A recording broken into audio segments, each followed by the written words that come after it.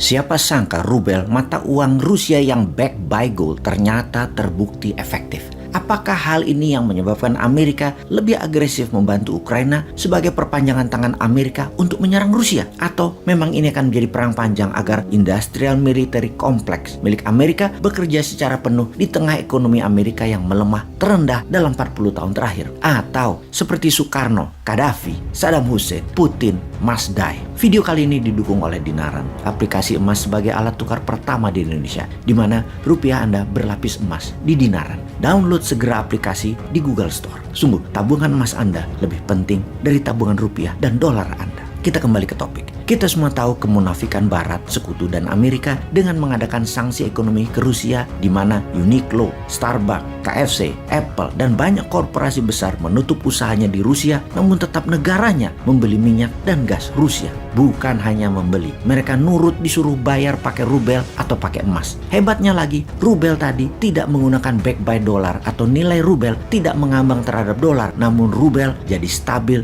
dipatok pakai harga emas. Inilah hal yang terbukti efektif yang dilakukan oleh Putin untuk melawan sanksi ekonomi dengan serangan balik. Dengan tetap membeli rubel dengan standar emas, maka sesungguhnya perang Ukraina akan panjang dan dalam jangka panjang Eropa akan bangkrut, begitu juga Amerika akan bangkrut. Rubel backed by gold dan transaksi emas membeli minyak dan gas ini akan menjadi topik pembicaraan kita kali ini. Karena banyak pengamat militer berkesimpulan, jangan-jangan tindakan sekutu yang didalangi oleh Amerika dan Inggris bukan atas nama kemanusiaan membela Ukraina itu, tetapi rubel backed by gold ini akan membahayakan US dollar dan pound sterling ke depannya. Inilah tindakan utama mereka sesungguhnya. US dollar yang menguasai 65% perdagangan dunia ditambah euro sekitar 22% adalah 87% mayoritas transaksi di dunia akan terancam dengan rubel dan emas sebagai alat bayar, sehingga Rusia harus diserang dan disudahi perannya. Kita kembali ke zaman Obama yang mengatakan people of Libya need to be protected, atau rakyat Libya harus dilindungi. Dilindungi dari siapa? Dari Muammar Gaddafi. Gaddafi yang membuat Libya menjadi negara terkaya di Afrika itu.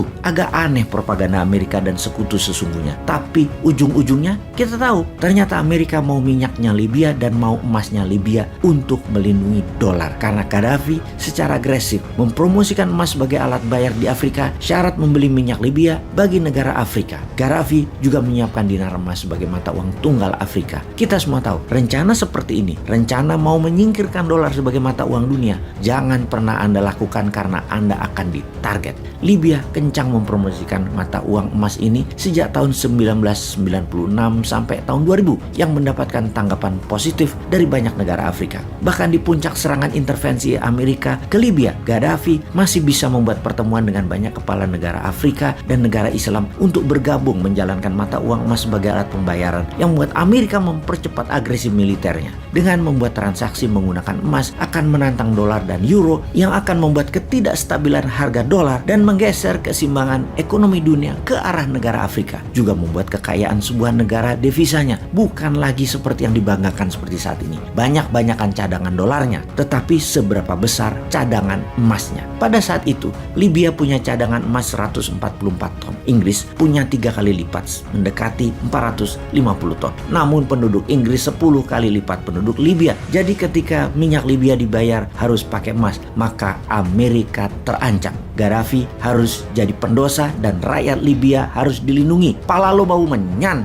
Geblek emang Amerika dan negara yang mendiamkan kezoliman Amerika itu. Kita ingatkan kembali sebelum Libya Gaddafi dieksekusi, maka Saddam Hussein juga dilibas karena mempromosikan hal yang sama. Transaksi minyak Irak hanya bisa menggunakan euro dan emas. Masih mending karena masih bisa terima euro. Namun terbanyak negara Afrika membeli minyak Irak pakai jaminan emas. Yang pasti Amerika melakukan embargo terhadap Irak, sanksi ekonomi dan invasi penggulingan pemerintahan Saddam. Pastinya menggunakan emas sebagai alat bayar akan membuat negara Timur Tengah dan negara Afrika menjadi negara yang berdaulat dan kuat. Dan bagi Amerika, hal itu harus dihindari dengan berapapun biayanya, harus tidak boleh terjadi, yaitu emas tidak boleh berkuasa. Menggunakan selain dolar adalah sebuah self-determination sesungguhnya, atau kedaulatan bernegara. PBB bahkan tidak mendukung negara untuk menjadi berdaulat. PBB yang di belakangnya Amerika dan Sekutu Barat tidak ingin negara-negara lain itu sejahtera dan berdaulat pakai sistem di luar sistem mereka, yaitu sistem dolar. Ketika OPEC dan negara penghasil minyak bumi kompak tidak menggunakan dolar sebagai alat bayar, ini akan membuat negara yang lapar minyak bumi, negara besar dunia, akan tidak bisa membeli minyak tersebut karena dengan mata uang dolar atau pound sterling mereka bisa mencetak uang itu sendiri dan membayar harga minyak bumi tadi. Tapi kalau pakai emas, keterbatasan jumlah emas yang mereka miliki akan membuat harga emas naik, harga minyak bumi dibayarkannya jadi makin mahal.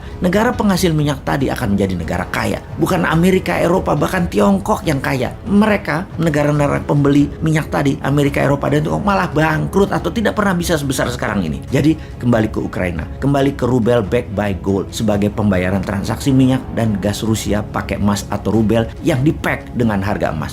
Hal inilah yang menjadi alasan utama mengapa senjata perang mulai mengalir dikirim ke Ukraina. Tujuannya bukan kemanusiaan, tujuannya jangan sampai rubel menang dan emas berkuasa. Kalau Indonesia gimana? Dukung emas atau